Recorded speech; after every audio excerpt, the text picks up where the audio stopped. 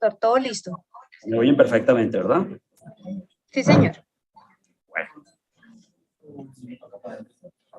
Listo, entonces empezamos. Bueno, pues inicialmente a todos muy buenas noches.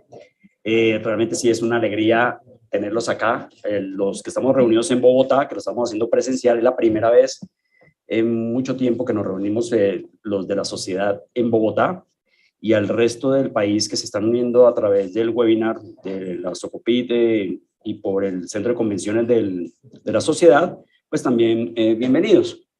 Entonces hoy vamos a hablar de un tema bastante interesante y algunas cosas novedosas que han salido recientemente para el manejo de las lesiones osteocondrales y vamos a enfocarnos un poco más en el manejo quirúrgico de las lesiones osteocondrales.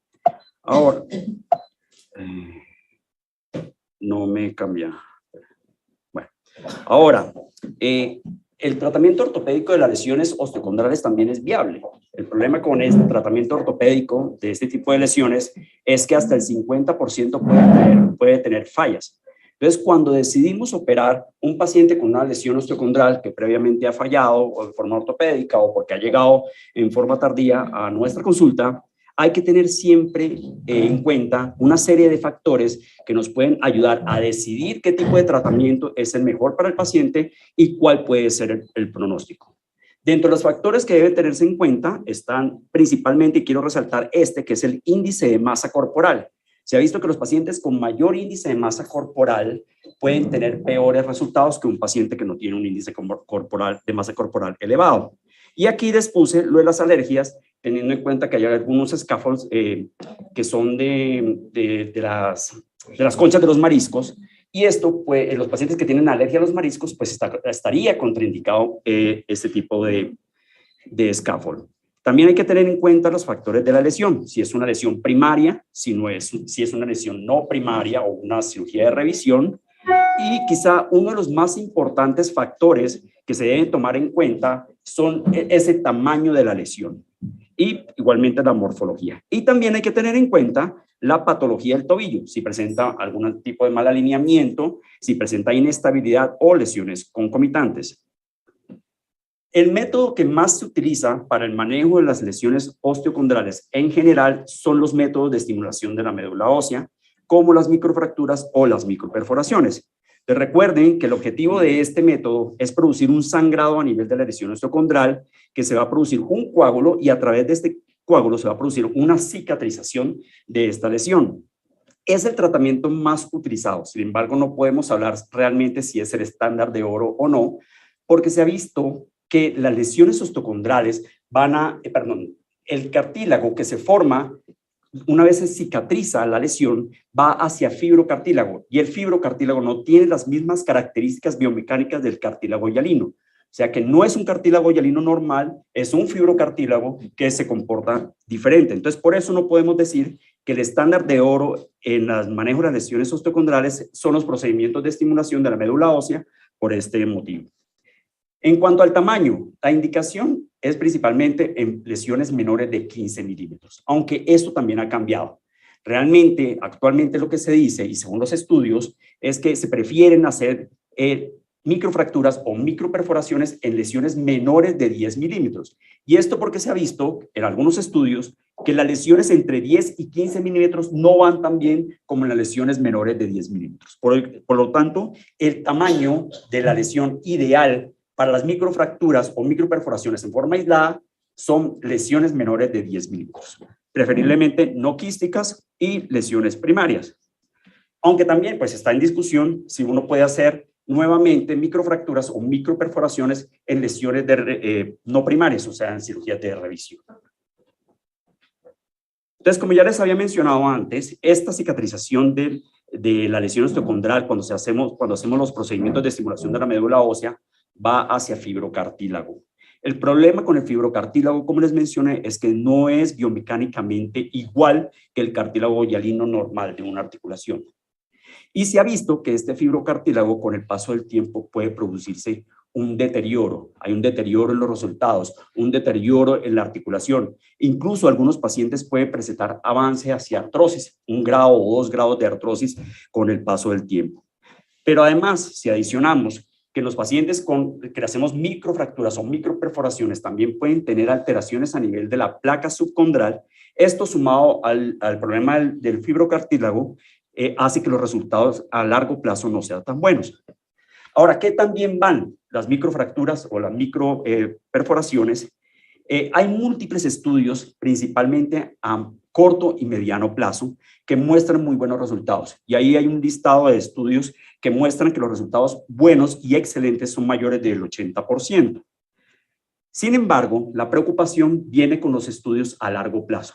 Y es que hay varios estudios que han demostrado que con el paso del tiempo, estas lesiones osteocondrales manejadas con microperforaciones y microfracturas pueden deteriorarse. Entonces hay una disminución de la puntuación de las escalas funcionales, hay pérdida de la continuidad de ese fibrocartílago que se generó con el procedimiento e incluso hay inhabilidad para el retorno de las actividades al mismo nivel previo a la lesión. Hay un estudio que es el estudio de Ferkel, que ustedes pueden ver ahí, que hace un seguimiento a 71 meses, entonces él habla que a 71 meses, que es un periodo bastante largo, solamente el 64 al 72% de los pacientes tenían buenos resultados y que había un 35% de los pacientes que tenían un deterioro a los 5 años y el 34% de los pacientes que fueron sometidos a procedimientos de estimulación de la médula ósea tenían algún grado de artrosis. Pero también hay otros estudios, ahí pueden verlos, que muestran el deterioro con el paso de los años de los resultados cuando hacemos los procedimientos de estimulación de la médula ósea. E incluso, recalco, la progresión a artrosis. Hay pacientes que con el paso del tiempo pueden progresar a artrosis, aunque sea algún grado radiológico. Y les traigo este estudio de Lee, en lo cual él hacía un second look artroscópico 1 año después de hacer un procedimiento de estimulación de la médula ósea. El 90% de los pacientes tenían entre buenos y excelentes resultados. Aún así, al año le hacía el second look y lo que encontró es que el 35% de las lesiones cicatrizaron en forma incompleta y el 80% de las lesiones tenían fisuras o grietas. Además, asociado a una depresión del hueso subcondral o alteraciones de la arquitectura del hueso subcondral. Acuérdense que el hueso subcondral es la que finalmente nos va a dar el soporte de esa cicatriz o de esa reparación, de ese cartílago reparado. Y el 37% tenía una pobre cicatrización del hueso subcondral. Entonces, por eso, esa es la preocupación realmente, si las microfracturas o microperforaciones por sí solas pueden ser el tratamiento ideal para las lesiones osteocondrales. Entonces, en cuanto a la preocupación de las alteraciones en el hueso subcondral, como ya les mencioné, hay una destrucción de la arquitectura en alguno de estos pacientes. Ahora, estamos hablando que también es importante tener en cuenta cuál es el tamaño del elemento o del dispositivo con el que vamos a hacer la microfractura o la microperforación. Entonces, existe este estudio que hace una comparación entre elementos pequeños y hay que también familiarizarnos con este término que es el de las nanofracturas, que son realmente dispositivos muy pequeños, muy delgados, como de 1 milímetro o menos, y compararon este sistema de nanofracturas con clavos de Kirchner pasado en forma con motor y con un punzón de 2.0, un clavo de Kirchner de 1.25 y un punzón de 2.0, que es lo que nosotros conocemos como un pic condral. Y se vieron, eso es un estudio cadavérico, y lo que ellos vieron es que cuando se hacían perforaciones con nanofracturas, con los sistemas de nanofracturas de 1 milímetro, tenían menor daño del hueso subcondral, y esto potencialmente mejoraría, porque como esto es un estudio cadavérico, mejoraría la durabilidad de la reparación. Entonces, ahí están los 3 elementos. Este es el de las nanofracturas, el clavo de Kirchner y el punzón, y esto es lo que vieron en un estudio histológico, en el cual vemos la diferencia entre el canal que se realiza con una nanofractura o el canal con el clavo de Kirchner y el punzón. Entonces, cuando utilizaban el clavo de Kirchner o el punzón, se vieron que se producía una compactación del hueso subcondral. Y esa compactación lo que hace es cerrar todos esos canales de la médula ósea, que evitaría el sangrado, que favorecería como la cicatrización del hueso subcondral, perdón, de la reparación. Incluso, entre más grande es el dispositivo que utilicemos, más daño pueden haber, no solamente la compactación del hueso subcondral, sino también microfracturas. También hay un estudio que hacen una evaluación por resonancia en pacientes que son sometidos a procedimientos de estimulación de la médula ósea, las cuales hacían perforaciones con elementos de 2.0. Y lo que vieron es, a todos los pacientes le hicieron una secuencia de resonancias preoperatorias y posoperatorias, y lo que vieron es que con el paso del tiempo, algunos pacientes no había una adecuada restauración de la placa subcondral y del hueso subcondral, e incluso, como ustedes pueden ver en esta resonancia, en esta imagen de resonancia, podían producirse quistes subcondrales. Y eso es lo que nosotros podemos ver en nuestros pacientes, que le hacemos microfracturas y que con el paso del tiempo van a formarse quistes subcondrales, y el paciente, pues por supuesto, va a tener algún tipo de sintomatología. Hay un consenso. En el 2017 se reunieron y hicieron un consenso los expertos en la reparación del cartílago del tobillo. Y en este consenso hicieron unas recomendaciones. Ahora, esto es un consenso, hacen recomendaciones, sin embargo, no tiene un nivel de evidencia alto, es un nivel de evidencia 5, pero hacen algunas recomendaciones, que es lo que generalmente estamos aplicando en este momento para el manejo de las lesiones osteocondrales. Entonces, la primera recomendación, ¿cuál es el tamaño ideal? Actualmente, y según este consenso, el tamaño ideal son aquellas lesiones osteocondrales menores de 10 milímetros o de 100 milímetros cuadrados que no tengan más de 5 milímetros de profundidad. ¿Cuál es el tamaño ideal del dispositivo? Menores de 2 milímetros. La profundidad, la necesaria para causar sangrado. Y es que ustedes también van a ver que con estos sistemas de nanofracturas, la profundidad incluso puede ser un poco más. Generalmente nosotros hacemos con los punzones o con los PIC condrales, la profundidad es entre 3 y 4 milímetros. Con los sistemas de nanofractura podemos llegar incluso hasta 9 milímetros. La distancia entre cada orificio es de 3 a 5 milímetros, y si repetir o no repetir es discutible. Hay algunos especialistas que prefieren hacer nuevamente una microfractura o una microperforación en una lesión osteocondral que previamente falló, pero se considera que si el especialista no hizo un adecuado debridamiento o tiene alguna consideración en alguna falla técnica previa en el primer procedimiento, probablemente pueda servir un segundo procedimiento o con una microfractura o una microperforación. O en aquellos pacientes que tienen alguna contraindicación para procedimientos más invasivos, también podría estar indicado los procedimientos de estimulación de la médula ósea. Para mejorar un poco como las características del cartílago, ya existen otros tipos de elementos y otro tipo de tecnologías que nos pueden ayudar a mejorar la cicatrización en las lesiones osteocondrales. Entonces están descrito que además de las microfracturas se le puede adicionar plasma rico en plaqueta o aspirado de médula ósea, que recordemos que tiene células pluripotenciales, tiene factores de crecimiento, factores estimulantes que van a hacer una mejorar la calidad del cartílago. El plasma rico en plaqueta o el aspirado de médula ósea generalmente se utiliza asociado a microfracturas, y incluso uno puede asociarlo a estos nuevos sistemas, a estas nuevas tecnologías como los andamiajes, y estos dos microfracturas, andamiajes más plasma rico plaqueta o aspirado de médula ósea, puede mejorar las características del cartílago, la calidad del cartílago. Ahora, ¿qué hacer entonces en esas lesiones que son mayores, más de 15 milímetros, por ejemplo, que son un poco más difíciles de manejar, que no podemos hacer algún tipo de estimulación, de procedimiento de estimulación de la médula ósea? Entonces existen algunos procedimientos que nos sirven para este tipo de lesiones, como los trasplantes osteocondrales. Uno creería en cierta forma que los trasplantes osteocondrales ya no se usan o se han ido abandonando un poco por la morbilidad de la rodilla, que es la zona donde generalmente tomamos el injerto.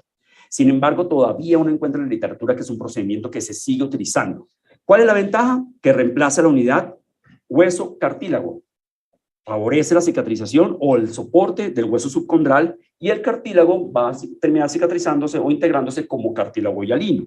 Indicación: lesiones mayores de 15 milímetros, lesiones quísticas o en cirugías de revisión, y generalmente lo estamos haciendo a través de una osteotomía.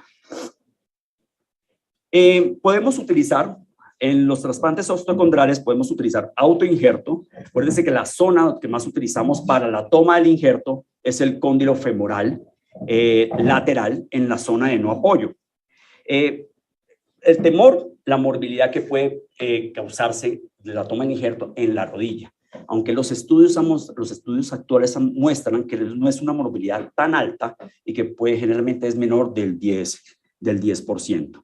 Y está contraindicado tomar autoinjertos si hay artrosis de rodilla o lesiones masivas del talo o que el paciente no desee que le toquen la rodilla.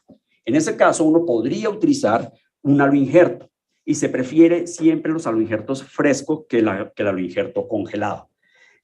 Cuando se comparan el auto con el aloinjerto, pues lógicamente va mejor el autoinjerto. Incluso se ha visto en alguna serie de casos que las fallas del aloinjerto pueden llegar hasta el 25%.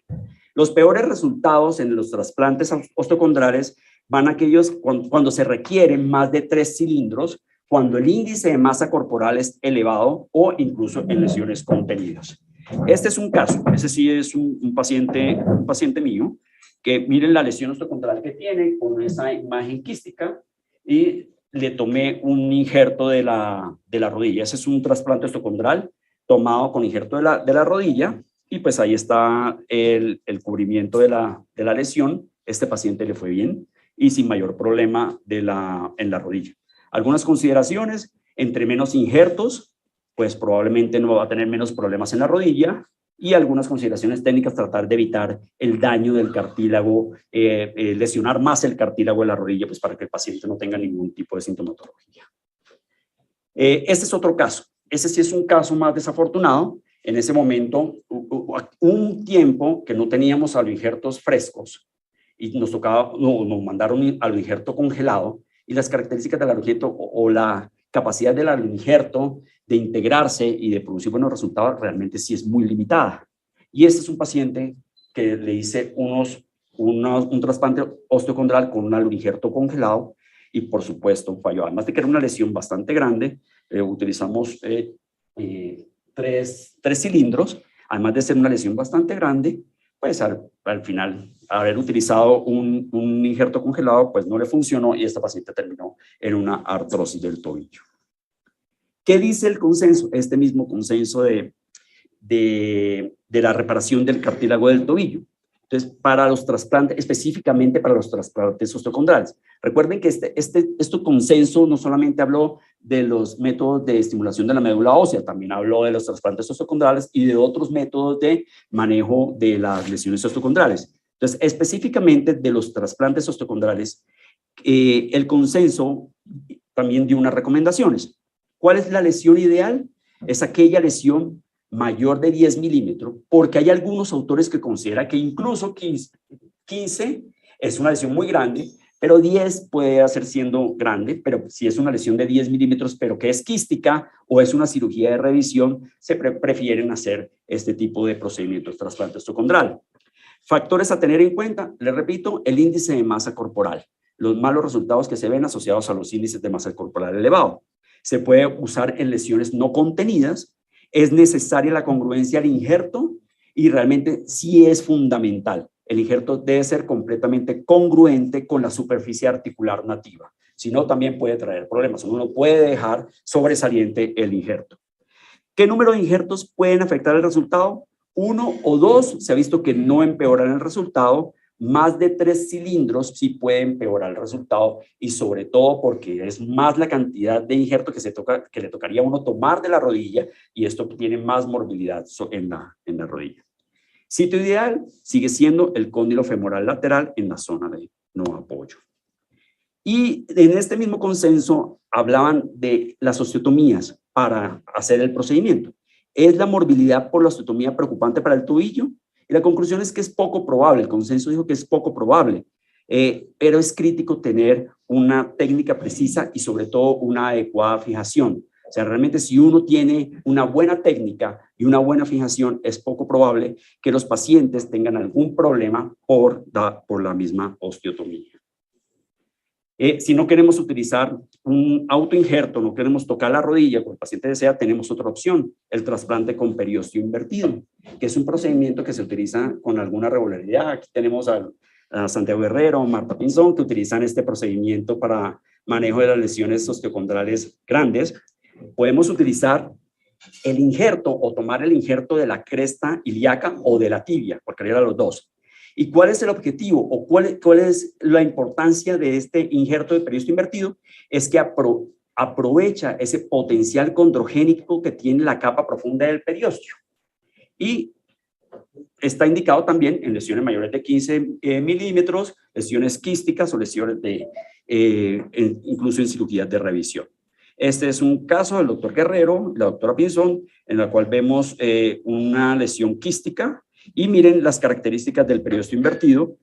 Se llena el defecto con hueso esponjoso y finalmente se pone el periósteo invertido que se fija con sellante de fibrina.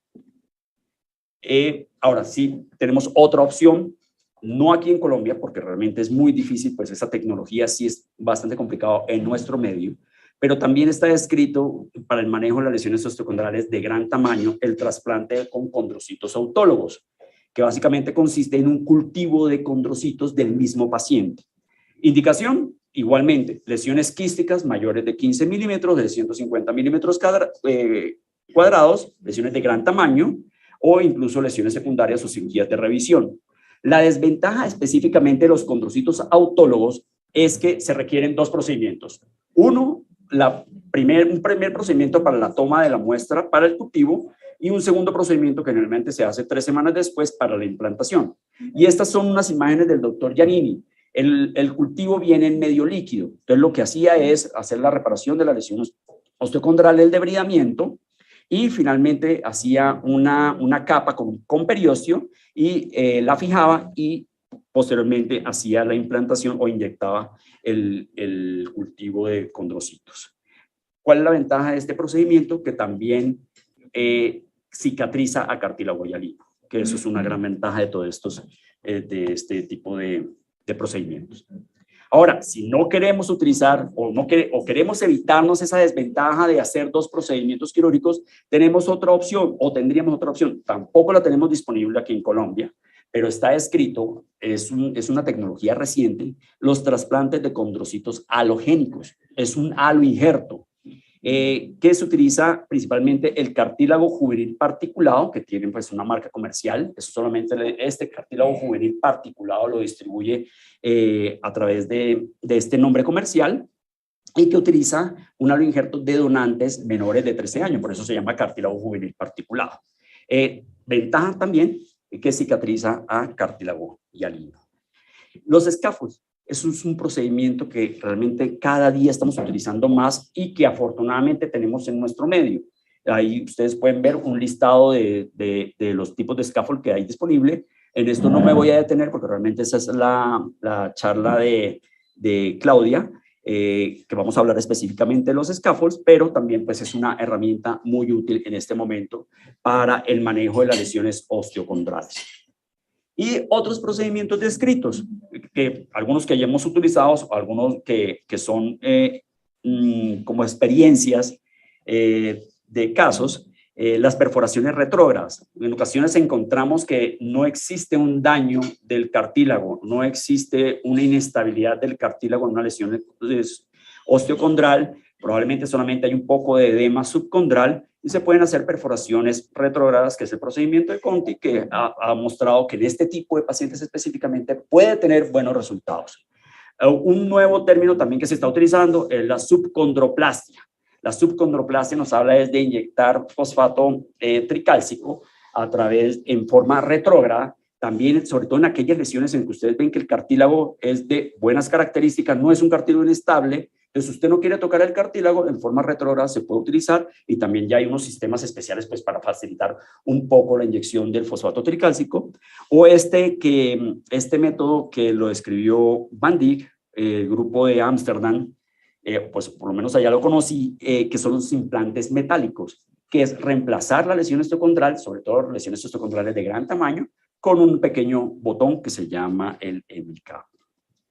Para llevar a casa, los métodos de estimulación de la médula ósea dejaron de ser el estándar de oro. No sé si había sido antes siempre el estándar de oro, pero por aquellos problemas de la cicatrización a fibrocartílago y el avance de artrosis y los malos resultados a largo plazo, no son el estándar de oro por sí solos, porque los procedimientos de estimulación de la médula ósea, acompañados de otros elementos como el plasma rico en plaqueta, la aspirado de médula ósea, los escáfolos, los andamiajes, pueden mejorar los resultados finales. La elección del método se sigue basando en el tamaño, pero siempre es importante tener en cuenta los otros factores que pueden influir en el resultado, y todos estos esfuerzos que estamos haciendo para mejorar las características del cartílago en la reparación de la lesión esocondral van apoyados por una mejor tecnología para mejorar las características del cartílago y también tener en cuenta siempre lo que pueda pasar a nivel del hueso subcondral. Esta es mi parte. ¿Cuánto me demora?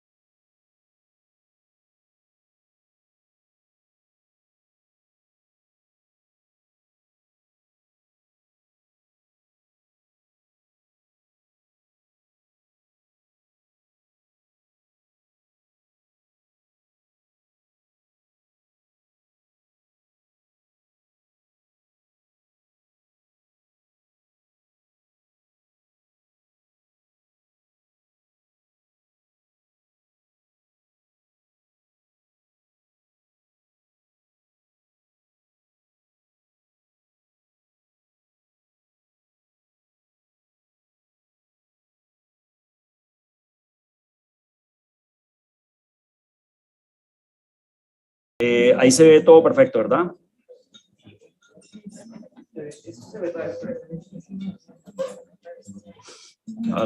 Aló. Doctor, sí. Entonces vamos a continuar con otro tema de lesiones secundarias que lo va a dar la doctora Claudia Reyes, la past president de la SOCOPID. Doctora Claudia. Gracias, Vice President. Bueno, como Ricardo ya les habló de los otros sistemas, de los injertos, de cuándo hacer microfracturas o cómo están recomendadas las nanofracturas actualmente, yo quería, ¿no se oye bien? Yo quería hacer un poquito más énfasis en el manejo de los andamiajes y de cuándo se deben utilizar los andamiajes y qué dice la literatura y qué experiencia ha tenido con respecto al uso de estos. como dice Ricardo, y esto cambia muy rápidamente porque uno revisaba la literatura hace 2 años y uno veía que el límite eran los 15 milímetros de... Señor. Ok, ¿qué hacemos? ¿Qué hacemos? Bueno, sí, va a conectar el mío, yo creo que... No sé si hasta ahora tienen alguna pregunta mientras hacemos un pequeño cambio. Sí, pero en el Zoom no, así lo estamos.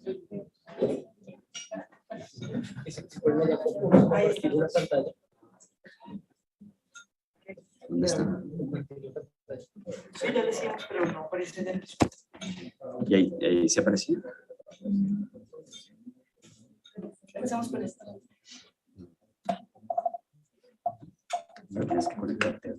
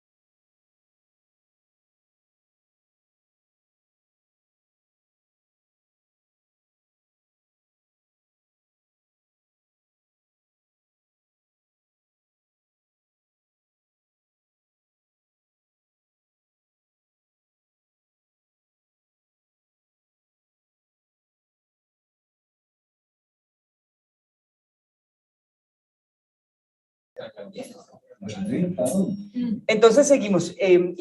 Y cuando uno revisa y cambia tan rápidamente, a pesar de que no hay una literatura tan nutrida, pero teníamos claro supuestamente que las lesiones osteocondrales que tenían un diámetro hasta de 15 milímetros de diámetro, o sea, un diámetro y una profundidad de 15 milímetros con las microfracturas iba muy bien, y eso ya no está tan claro en la literatura. Eso ha cambiado probablemente un poquito y cada vez ha disminuido más porque lo que se ha visto, como dice Ricardo, es que los estudios están hechos muy a corto plazo y realmente en las revisiones sistemáticas que revisamos y que uno mira, el mayor estudio, el de más largo plazo han sido 5 años, el de más largo plazo, y normalmente vienen hasta 3 años, entonces lo que pasa es que como que se deterioran las microfracturas y no funcionan tan bien, entonces por eso se ha investigado tanto en ingeniería genética y en tener un poquito más de herramientas para poder tratar estas lesiones. Este es una revisión sistemática del doctor Di Giovanni, que conocemos ampliamente, en el que dice que el límite para hacer Doctora microfracturas... Reyes, qué pena, Señora. las interrumpo nuevamente. No está corriendo en el Zoom. Corre en el televisor, pero en el Zoom no.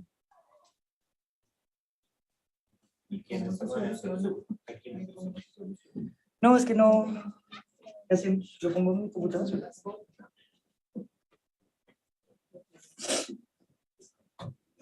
Sí. Sí, sí, nos toca. Si uno quiere que le dé la presentación, ¿cierto? A Ricardo le funciona. Sí, exacto. Por eso. ¿Cuál es el Wi-Fi? Listo. ¿Cuál es? ¿El Wi-Fi cuál es? No, ¿cuál es?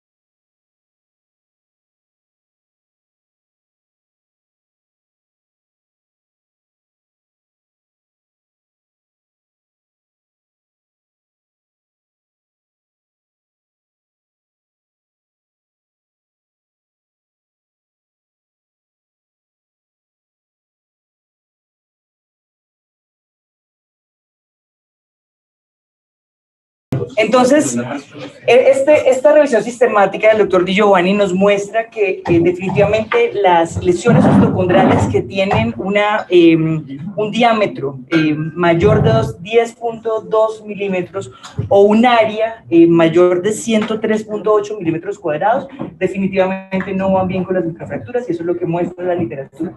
Entonces, cada vez nos disminuimos más para decidir no hacerle solamente microfracturas a las lesiones osteocondrales.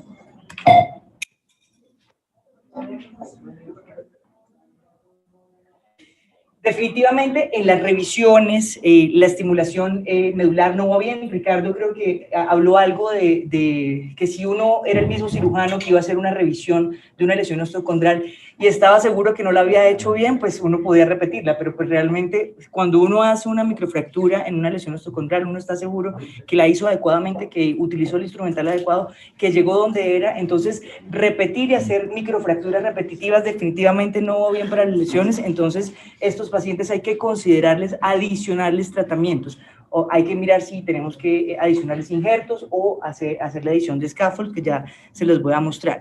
Y pues otras cosas que definitivamente hacen que nuestra cirugía falle, como la alineación, si la lesión es quística o no, y la localización, pues de difícil acceso, pero ahorita van a ver que definitivamente no tiene nada que ver la localización en cuanto al manejo, porque si uno lo hace adecuadamente y utiliza las cosas que necesita, probablemente la localización no importa.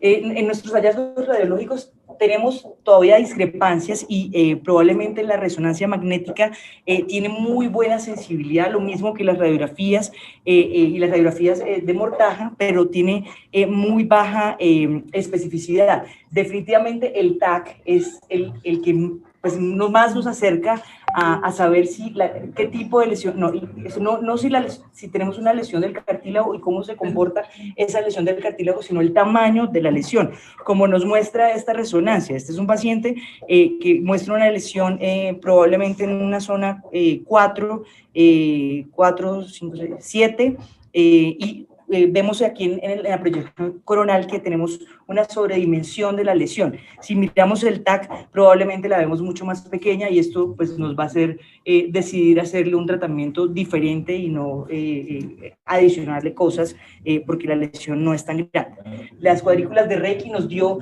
pues como una nomenclatura para nosotros saber en dónde tenemos la lesión.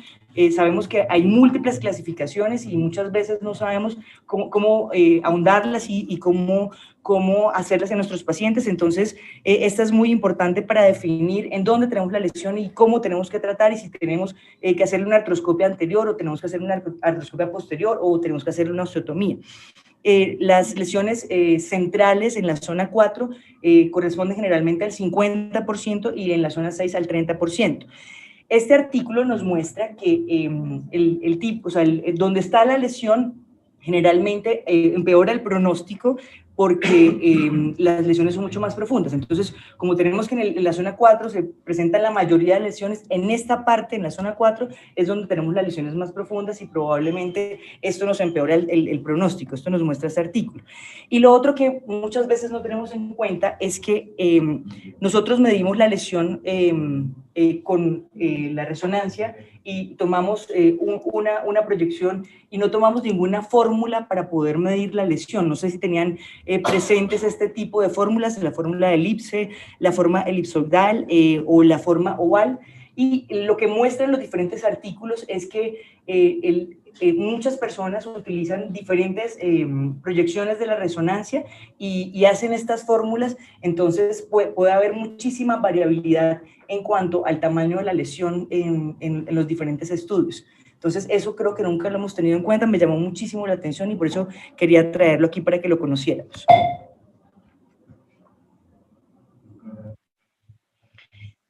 Cuando decidimos hacer una fijación en un paciente con una lesión osteocondral, en un paciente que tenga un esqueleto inmaduro, de elección, uno tiene que tratar de fijar la lesión, pero uno tiene que tener por lo menos 10 milímetros de área y 3 milímetros de profundidad para poder hacer. Realmente no tenemos muchos tornillos o muchos instrumentales o instrumentos para poder fijar estas lesiones. Uno los puede fijar con con PETs de hueso, es lo que dice la literatura. Antes teníamos unos tornillos absorbibles, pero ya no los tenemos en el mercado, entonces a veces es un poquito fijar este tipo de lesiones y sobre todo en los niños. Entonces, como dice Ricardo, ¿qué hay de nuevo en la literatura? Plasma rico en plaqueta, ondas de choque, condrocitos cultivados, que ya los mostró, el andamiaje celular, los injertos de condrocitos juveniles, y quiero enfatizar un poquito en la subcondroplasia también. Realmente, la última revisión de las clínicas de ortopedia de pie y tobillo hablan de la subcondroplastia como una muy buena opción para los pacientes que tienen lesiones quísticas y que definitivamente no tienen lesión del cartílago. O sea, hacerle una perforación retrógrada y hacerle la inyección de fosfato tricálcico funciona muy bien y probablemente es un muy buen tratamiento para esas lesiones quísticas que tanto dolor de cabeza nos da y pues tener que hacerle osteotomías grandes a estos pacientes que a pesar de que la literatura dice que va muy bien, todos hemos tenido problemas con las osteotomías que no hacen pseudoartrosis o que hacen un escalón. Entonces, en la medida de lo posible que podamos evitarnos las osteotomías es mucho mejor y esta es una muy buena opción de tratamiento. Cuando uno mira la literatura y hablan de andamiajes, no solamente mencionan estos ortobiológicos, sino que mencionan los condrocitos cultivados, ¿sí? Y pues la comparación de la literatura lo hacen con eso. Sin embargo, pues yo no sé si en algún momento nosotros lo vamos a tener en nuestro medio, pues porque es un poco costoso y realmente la literatura no ha mostrado unos resultados superiores con respecto a los otros tratamientos existentes. Está el bioadhesivo de quitosano, el Hialofast, que es la matriz 3D de ácido hialurónico, el Mayo Regen, que el doctor Castillo tiene muy buena experiencia para hacer el tratamiento con este tipo de instrumentos, y existe más en el mercado como el que nos mostró ahorita Ricardo, que pues realmente no lo he utilizado y no sé si lo tenemos, si tenemos alguna otra opción aquí en nuestro medio. Entonces, este es uno de los que utilizo también, el bioadhesivo de Cargill, de quitosano. Normalmente, o sea, se empezó a utilizar en cadera y en rodilla.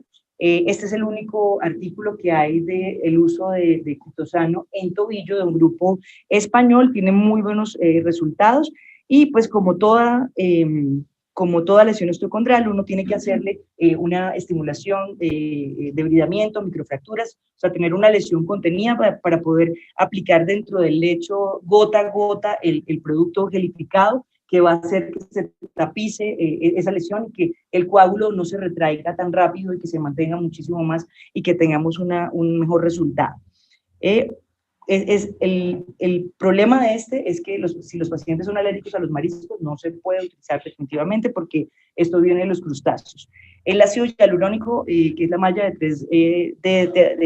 perdón, el Hialofast, que es la malla 3 de ácido hialurónico, al principio yo tenía un poquito de miedo de utilizarlo. Yo no sé si han tenido experiencia con el Hialofast, pues porque es una malla que es difícil de manejar y pues realmente las hacía abiertas, porque yo decía, esto se me va a ir en la succión, se me va a perder y no la voy a poder recuperar, y me daba un poquito de temor. Entonces al principio las hacíamos abiertas y el doctor Gutiérrez, aquí esposo de la señora Belén, nos dio unos tips para poderlo hacer artroscópico, y pues ahorita estuve en el SLAR y pues realmente tiene unos videos impresionantes y están años luz de nosotros en hacerlos artroscópico, y pues ahí tienen unas técnicas para poderlo hacer y funciona muy bien. Entonces los primeros los hice abiertos y pues realmente ya creo que tengo algo de experiencia, probablemente no como los de rodilla, en hacer los artroscópicos, y lo mismo, uno tiene que secar muy bien la articulación, preparar el lecho, y este video, pues que yo estaba un poquito orgullosa, pues porque no lo pude tomar de la torre, realmente me tocó de la pantalla porque no había USB en ese momento. Entonces pues realmente este es el resultado y así es como se adhiere la malla de Hialofast a la lesión. Se adhiere muy bien, o sea, cuando ella generalmente entra en contacto ahí con la sangre, se adhiere al lecho y se mantiene.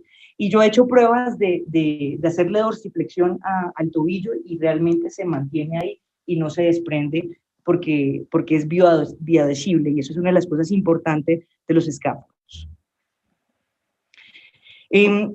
Como o sea, como vemos, la literatura siempre es muy limitada y lo último que ha salido de lesiones osteocondrales siempre han sido consensos como los que mostró Ricardo, y pues es lo que mejor, o sea, tenemos de evidencia en la literatura. Esos consensos generalmente los hacen con una metodología tipo Delphi, en la cual le hacen preguntas estructuradas y que se supone que son perfectas a varios expertos del mundo y hacen comparación con la literatura.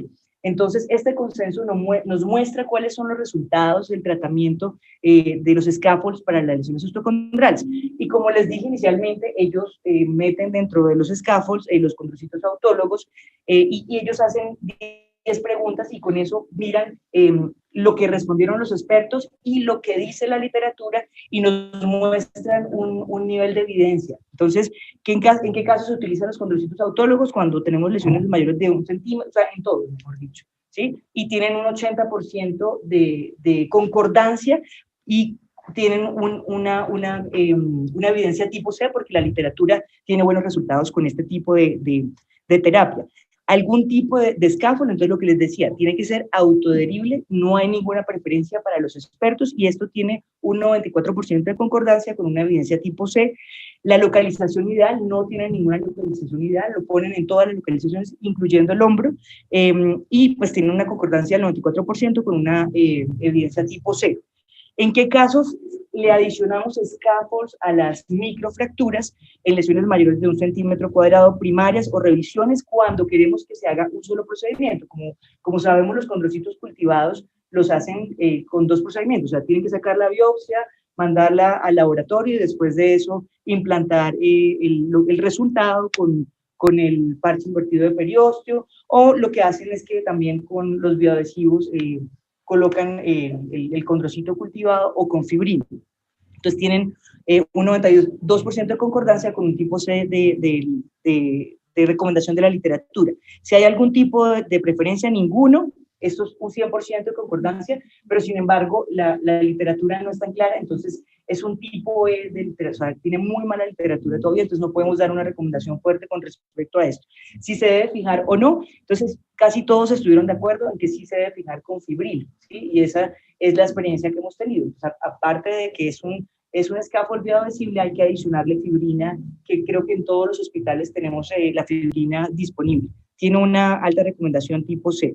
En lesiones no contenidas, pues como vemos ahí, si nosotros hacemos un lecho, todas las lesiones terminan siendo contenidas y como los scaffolds son bioadhesibles, pues uno los puede utilizar en lesiones no contenidas también. Esto me parece súper importante que lo tengamos en cuenta. ¿Y qué cantidad de defecto óseo requiere injerto previo al scaffold? Ellos tuvieron una concordancia del 87% con una evidencia tipo E que por encima de 3 milímetros, ¿sí? Pero la evidencia tipo E fue porque en la literatura no hay ningún artículo que diga que menos de 3 milímetros, perdón, por encima de 3 milímetros. No, casi todos los artículos dicen por encima de 5 milímetros. Entonces, pero casi todos hablaron de 3 milímetros en defectos, de 3 milímetros ya adicionarles injertos a los pacientes. Y pues esta fue removida de la 9 definitivamente porque no existe la literatura, o sea, ellos contestaron y en la literatura no hay nada evidente, en la 9 fue removida. Y puede ser, entonces, la mezcla que decía Ricardo en cuanto a que si adicionamos a los scaffolds ortobiológicos como el plasma rico en plaqueta, o sea, eso ha demostrado que tiene buenos resultados, especialmente en las lesiones grandes. Entonces ponemos los injertos, el scaffold y el plasma rico en plaqueta. Nos van a echar de los hospitales, pero o el doctor Castro nos va a decir, mejor dicho, yo no les voy a autorizar esto. Entonces, ¿en qué tipo de lesiones? Por favor, no lo utiliza así. Entonces, ¿en qué tipo de lesiones podemos hacer estimulación medular y debridamiento con microfracturas o nanofracturas, como lo mostró Ricardo, en lesiones pequeñas, antes menor de 15 milímetros, pero definitivamente en menores de 10 milímetros? Y hay que tener en cuenta, o sea, no solamente el diámetro, sino la profundidad de la lesión. Entonces ya nos bajamos de la profundidad y en estos momentos son 5 milímetros.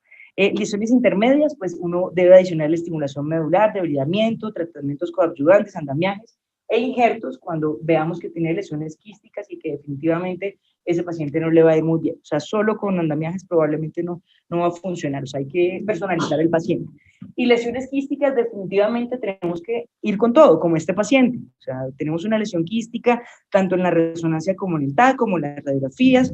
La artroscopia, pues realmente, o sea, ni siquiera es una artroscopia diagnóstica, pero pues esta es una lesión tan grande que probablemente no íbamos a llegar solo al artroscópico para adicionarle los tratamientos. Entonces tocó hacerle pues una osteotomía y pues yo la verdad no utilizo, yo no saco de la rodilla desde hace mucho tiempo porque las pocas que hice me fue muy mal, el sitio donante para mí era súper doloroso, entonces yo la saco del calcáneo y le adiciono los andamiajes pues por encima para la diferenciación celular. Entonces, en conclusión, las lesiones primarias, hasta de 10 milímetros, las BMC funcionan muy bien. En las revisiones y más profundas hay que adicionarle tratamientos coadyuvantes y hay que personalizar el paciente. En lesiones quísticas debemos adicionarle todo lo que podamos, porque estas lesiones van muy mal siempre y todos sabemos que van pésimo, que tienen un muy mal pronóstico, que les hacemos de todo, condrocitos, de todo, mejor dicho, aloinjertos como utilizó Ricardo, ya tenemos aloinjerto fresco, ¿no? El banco de hueso ya lo ofrece, entonces es una muy buena opción. Y en esqueleto inmaduro, pues siempre tenemos que tratar de hacer la afinación de la lesión. Muchísimas gracias.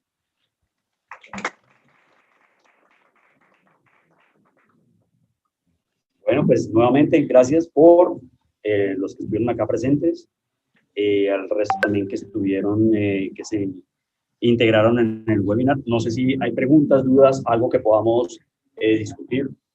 Carlos tiene una buena experiencia en el uso de los escapos y para el manejo de las lesiones osteocondrales. ¿Cómo le ha ido? Pues bien, digamos que esto alguna vez estábamos hablando con Aquí, Ricardo, para que te vean. Es para que lo escuchen. Buenas noches. Algunas veces estuvimos hablando con Claudia, con Ricardo y con David, que usualmente estamos trabajando este tipo de lesiones y siempre quedábamos cojos en el momento de hacer los desviamientos en las lesiones grado 2 y grado 3. Uno quedaba con esa sensación que hacía uno las perforaciones, hacía el curetaje y se preguntaba, bueno, ¿y entonces qué sigue? Porque pues abandonaba uno la artroscopia y uno veía a veces lesiones mucho más grandes que las que se encontraba inicialmente y pues ahí partió las preguntas, bueno, ¿qué otras alternativas hay? Entonces en los escapos en el mercado empezaron a brindarnos, digámoslo, con cierto escepticismo lo que estábamos haciendo, obviamente las escalas funcionales en un paciente que a pesar de todo hacerle perforaciones eran muy buenas, pero los resultados imaginológicos en las secuencias T2 que uno tomaba a los 6 meses al año, uno no veía mayores cambios. Cuando empecé a utilizar particularmente una membrana de colágeno para lesiones grado 4, pues la expectativa fue pobre al principio, pero ya después ver cómo las escalas funcionales persistían igual que con los curetajes, pero las imágenes que uno ya veía en el T2 a los 6 meses y al año uno ya veía cambios sensibles. Uno decía, bueno, ¿y qué reportaba la literatura? Lamentablemente no mucho. Esa era una constante que teníamos siempre en este tipo de lesiones. Empezaron a aparecer otro tipo de escapos, la llegada, pues, estos que están actualmente, el de Mayo Regen, que es el que utilizo para lesiones grado 3 y grado 4, pues empezó a ser satisfactorio. Empezamos a encontrar casi que en un consenso entre todos hablando que sí, efectivamente hay algunas cosas por encontrar. ¿Qué viene ahora? Ya hay publicaciones recientes, sobre todo en el journal de cartílago, en el ICRS, donde uno ya encuentra que hay combinaciones de andamiajes con plasma rico en plaquetas, que su costo no es mayor, pero los resultados sí son promisorios. Vamos a esperar publicaciones, yo creo que alrededor del 2025. Todo esto que se está haciendo, todo lo que estamos viendo hoy en publicaciones son estudios del 2018 y del 2017. Es decir, que lo que estamos haciendo ahora solo lo vamos a ver en publicaciones de los journals hasta el 2025, pero sí hay algunas cosas interesantes. Tenemos iniciativas con Claudia, con Ricardo y con David de poder publicar lo que estamos haciendo, porque hay cosas que sí estamos haciendo y vale la pena a todas estas personas que están en formación buscarse un poquito más y aventurarse en este tema del artroscopio, porque es bien interesante. Un consejo que le he dicho, uno no le debe tener miedo a hacer las osteotomías al malévolo. Mi profesor Santiago me enseñó a hacerlas y uno con seguridad, tener una muy buena fijación, le ayuda mucho y le brinda a uno las posibilidades que uno no puede lograr con la artroscopia. Pero creo que esta aventura que se viene es promisoria y vamos a encontrar cosas interesantes en los próximos años. Sí, muy bien, sí, de acuerdo. Gracias. Preguntas. Gracias, Carlos. Hay una... ¿De qué parte del calcáneo? Medial, es que yo generalmente Ahí. utilizo los OATS, el instrumental de OATS, y saco con la trefina medial, pues un cilindro de hueso. Hay Como si estuviera una... haciendo unos... Hay una pregunta de nuestro auditorio que preguntan de la toma del injerto del calcáneo Eso. para la doctora Claudia Reyes, que ya respondió, no sé si la alcanzaron a escuchar, de la parte medial que toma un cilindro, ¿no? Sí, un cilindro de... Sí, realmente el calcáneo es una buena fuente de injertos, pues cuando no son en gran cantidad, Sí. pero es una buena fuente de injertos. Hacen otra pregunta, doctor Rodríguez, ¿qué experiencia tiene con los trasplantes de aloinjerto fresco? Bien, realmente no tengo un gran número de casos, es muy limitado los pacientes que he hecho yo con aloinjerto fresco, y les ha ido en términos generales bien. El que sí me fue mal fue el aloinjerto, ¿De dónde lo obtenías? el aloinjerto. Aloinjerto fresco. Sí, pero hace muchos años. Ya no se está utilizando. Hasta ahorita Ya. está, porque no lo teníamos, es que por eso empezó. No, pero no, en una época, Ricardo. en una, No tenía el negocio, ¿eso qué? en una época el banco de huesos sí hacía lo injerto fresco y lo dejaron de hacer. Eso lo abandonaron. En el momento en que lo dejaron de hacer, utilicé el aloinjerto congelado. Y con ese aloinjerto congelado me fue mal. Realmente sí fue muy mal resultado. Entonces, si van a utilizar, que ahora sí hay otra vez, no creo que me estoy inventando las cosas, anteriormente ya nuevamente se consiguen los aloinjertos frescos, entonces se pueden hacer particulado. Bueno, hay otra. Sí, particulado juvenil. No, creo que sí. Hay algún momento también estuvimos hablando con Carlos, y incluso eso lo hacen también los de rodilla, y es coger el mismo cartílago que uno debería de la lesión estocondral y lo fragmenta, sí, lo fragmenta finamente. Entonces, la última vez utilicé un scalpel con ese mismo cartílago fragmentado, que funciona como este tipo de en este caso, un autoinjerto de cartílago. ¿Okay? Entonces, esta también puede ser una buena opción. O sea, realmente combinaciones pueden servir.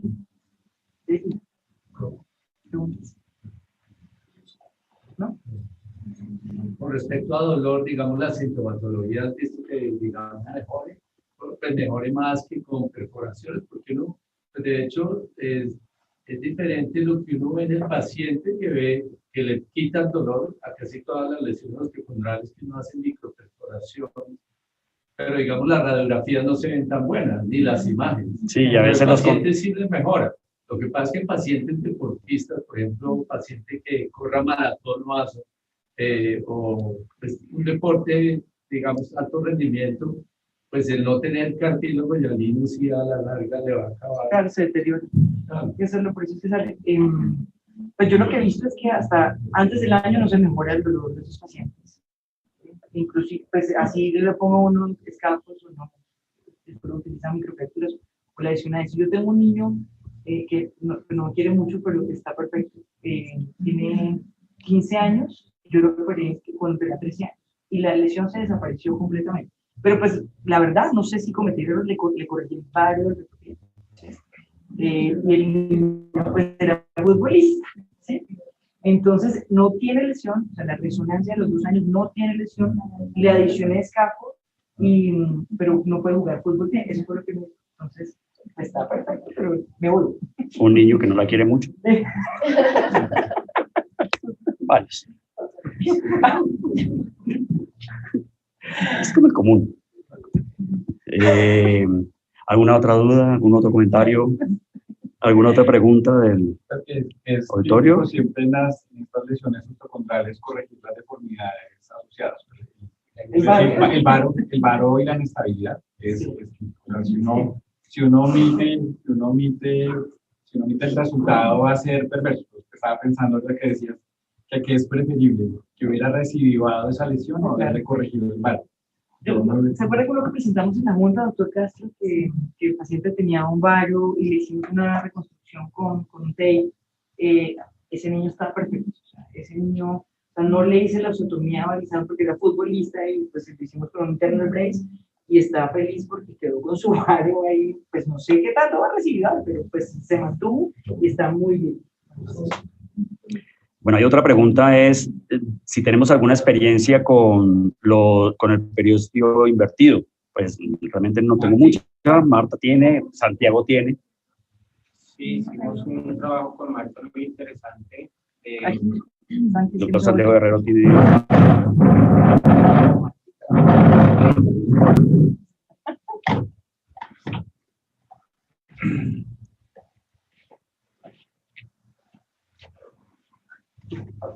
Nosotros hicimos un trabajo con 7 pacientes, un seguimiento a 6 años.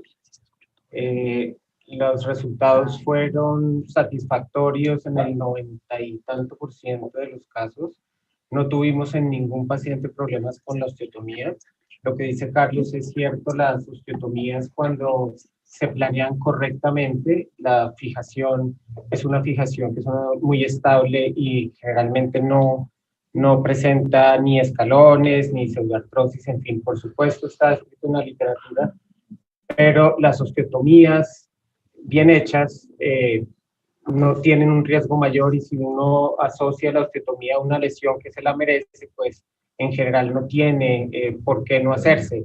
De hecho, cuando hace poco estuve en una discusión de lesiones osteocondrales con unos maestros del tobillo y hablábamos un poco de eso porque yo les mostré ese caso que les mostró Ricardo ahora y hablábamos un poco de eso, si hay que temerle o no a las osteotomías y algunos decían que sí, la mayoría decían que no, pero también esas personas que en algún momento decían que sí había que tenerle temor a la osteotomía, acababan de dar una charla de osteotomías supramalleolares e incluso de plafonplastias. Y en eso eran unos maestros, ¿verdad? Y en la plafonplastia a todos les iba bellísimo y en las osteotomías supramalleolares también. Entonces, ¿por qué no hacer una osteotomía de un maléolo bien planeada? Yo creo que lo que tenemos que buscar al final es dar un buen soporte subcondral y poner lo que consideremos que va a ser bueno para generar cartílago. La literatura desde hace ya muchos años ha demostrado que el injerto de periósteo invertido funciona, la capa más profunda del periósteo tiene una actividad condrogénica cuando está en un ambiente articular. La literatura lo demostró antes que nosotros hiciéramos el trabajo, por eso lo hicimos. Lo único que cambiamos Marta y yo en ese trabajo fue elegir esta técnica no como una técnica de revisión, sino como una técnica primaria en pacientes que tenían lesiones quísticas mayores de 15 milímetros o de 150 milímetros cuadrados, y especialmente cuando eran posteromediales y tenían lesión de la pared medial. La mayoría de esos casos cumplían con, que los que presentamos cumplían con esos criterios. A todos les hicimos esa técnica, en los que necesitaron osteotomía la hicimos, en los que no, no, eso depende de la localización, pero a todos les pusimos periósteo invertido y el resultado fue muy bueno. Yo también tengo bastante experiencia, yo me alrededor de unos 15 pacientes con periósteo invertido, me ha ido muy bien. La técnica, Natalie, se ha dado cuenta, me ha ido muy bien. He tenido una falla en este momento de colocar el injerto, como era en la zona circular del borde, me quedó un milímetro levantado. Y en ese milímetro es un gran desperdicio que puede hacer una copia, pero creo que es un error que no podemos pasar. Tiene que quedar muy, muy bien a ras o un poco hundido. Damos un poquito profundo, porque si queda un milímetro levantadito, ahí ya vamos. Sí, que es lo mismo que pasa con los trasplantes. Sí. Me ha ido muy bien, osteocondrales tengo que pacientes uno no lo puede dejar por fuera de la superficie. Y eso hay que tener cuidado. Y con el periodo invertido lo que también está escrito que se puede hipertrofiar incluso, Sí. y eso también puede... Sí, y otra cosa, tener la paciencia cuando le colocamos un sedante biológico, tener los minutos de esperar para que eso se estabilice. No puedo poner el sellante y si no Ya se está. mueve. Bueno. Pero me parece una buena técnica. No tengo puesta el respaldo científico, pero me ha ido muy bien. Bueno. Una pregunta. Luego las perforaciones, ¿al cuánto tiempo inician el apoyo del paciente? Movilidad inmediata, recomendación movilidad inmediata, y yo los estoy comenzando a apoyar entre la segunda y la tercera semana, apoyo controlado. Hay un estudio que muestra que realmente no hay diferencia si usted lo pone ahí. Anteriormente consideramos que la sexta semana y después de la sexta semana era que consideramos, pero realmente no. Por el contrario, hay cosas que el estímulo fisiológico nos ayudan a que mejoren ciertas características de los tejidos en general. Claudia, no sé si tienes... No, yo generalmente los apoyo al mes, pero pues más que porque se pierda el escafo o que se fractura. Por el escape, no por la perforación. por la perforación. Solo con microperforaciones. Adicionando el escape. Sí, Claro, con el escape y después del mes. después del mes, exacto. Muy bien. El doctor Gustavo Vaca pregunta, ¿qué opinas de las ondas de choque?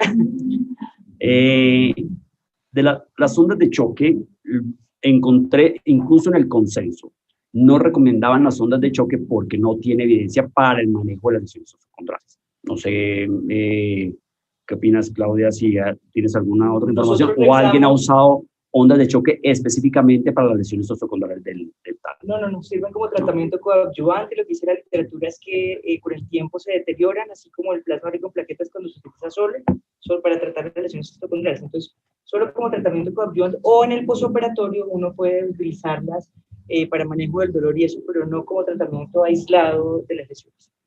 De acuerdo. Entonces, no, realmente no hay recomendación para las ondas de choque. ¿Algo más? Creo que no es más. ¿No hay más preguntas? Bueno, entonces creo que damos por terminado el webinar. A todos los presentes, muchas gracias. A la sociedad, muchas gracias. Socopit. Y nos veremos pues en la próxima. Ese es el primer webinar que hacemos a través de la sociedad y esperamos pues que lo sigamos repitiendo, igual que empecemos ya a regularizar nuestras reuniones en cada ciudad, incluyendo aquí Bogotá, y pues por supuesto todos bienvenidos. Nuevamente pues muchas gracias y buenas noches a todos.